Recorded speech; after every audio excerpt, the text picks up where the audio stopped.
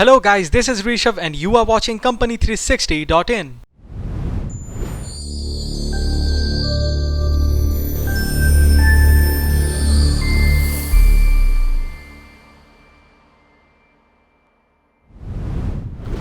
Today's topic is, can you get automatically copyright for your work? Introduction.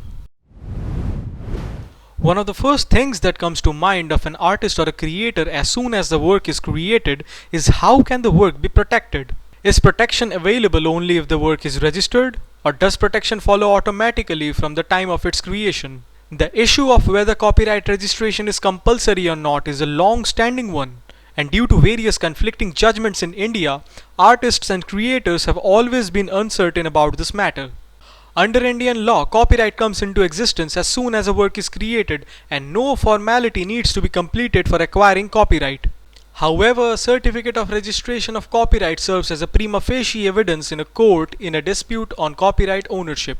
Despite what the statute contains, Indian courts have not always provided reliefs where copyright registration was not produced by the owners.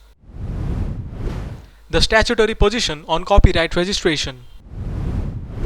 In India, the Copyright Act 1957, supported by the Copyright Rules 1958, is the governing law for copyright protection. No provision in the Act states that registration of copyright is mandatory in India. Neither Section 13(1), which deals with the subsistence of copyright, nor Section 17, which deals with the ownership of copyright lists registration as a precondition for claiming copyright in a copyrightable work.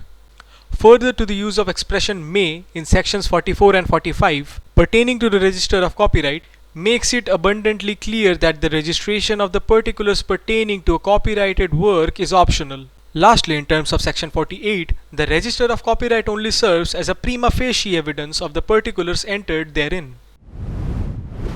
Interestingly, India, being the signatory to the Berne Convention for the Protection of Literary and Artistic Works 1886 Berne Convention, is under an obligation to give equal protection to the works originating in any of the contracting states, as they would grant to the works of its own nationals.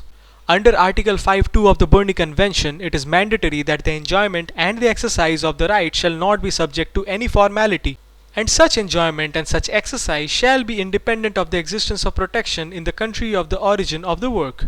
Additionally, India is a signatory to the Agreement on Trade-Related Aspects of Intellectual Property Rights (TRIPS), which requires all member states to comply with the Article 5(2) of the Berne Convention. Judicial interpretation. Bombay High Court reverses older position on copyright registration.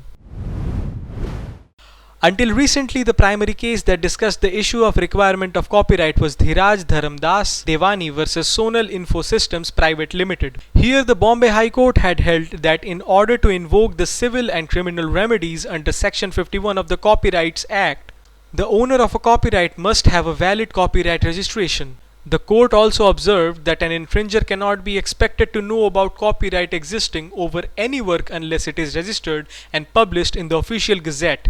The decision was later changed in the Supreme Court, but was dismissed, standing that there is no error in the order passed by the High Court. The Supreme Court decided to leave this important question of law open, which has led to contradictory judgments by various High Courts. The Bombay High Court has recently taken a new position on this issue in its decision in Sanjay Soya versus Narayani Trading.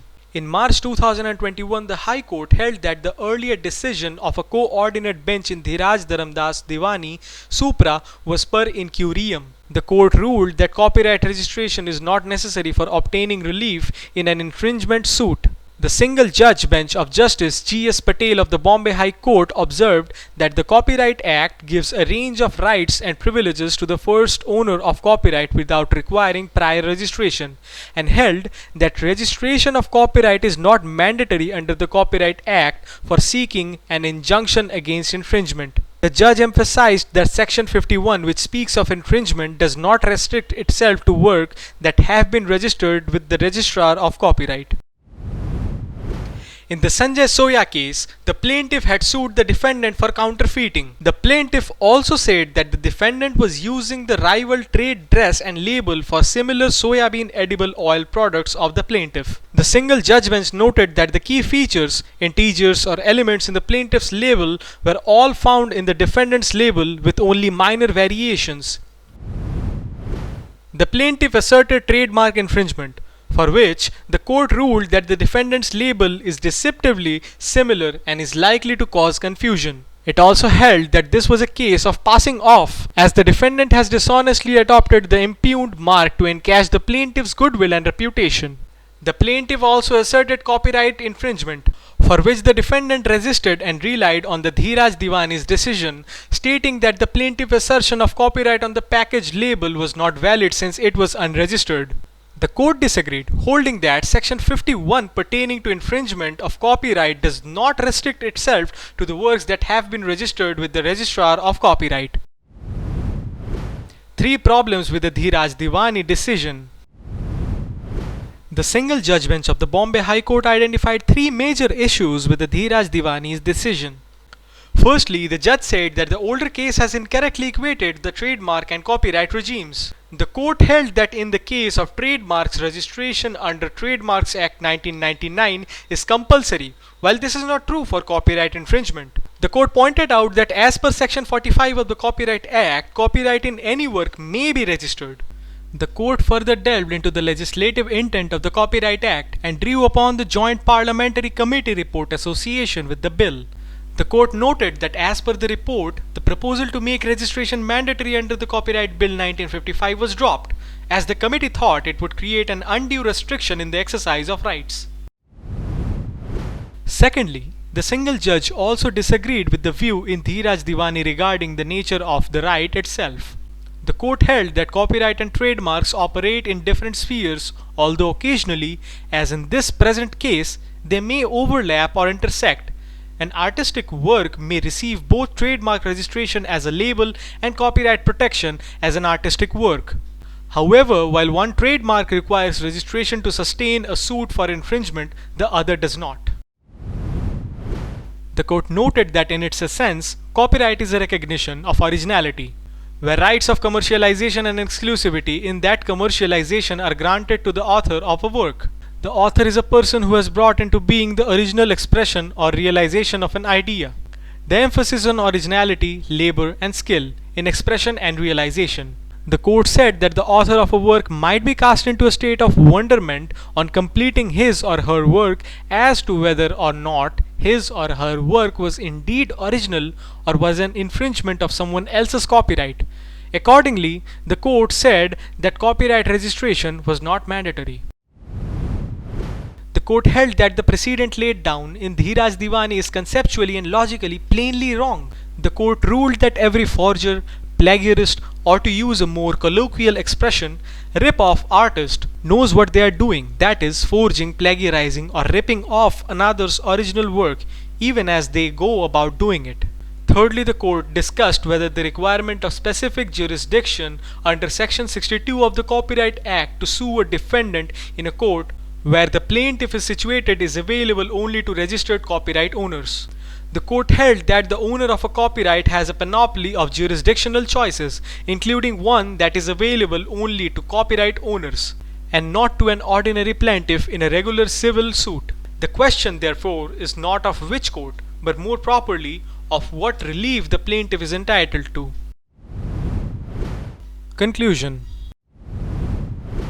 This clearly phrased and well-reasoned decision of the single judge bench of the Bombay High Court granted an interim injunction in favor of the plaintiff. This decision clarified the position regarding the legislative intent behind copyright law and India's obligation under the Berne Convention and TRIPS, which were missing in jurisprudence before this.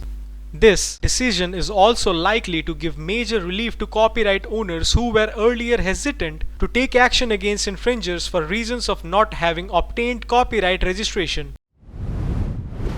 Want to get similar services done for yourself? Company360.in provides you with all the necessities required for these procedures for a very reasonable price. Thanks.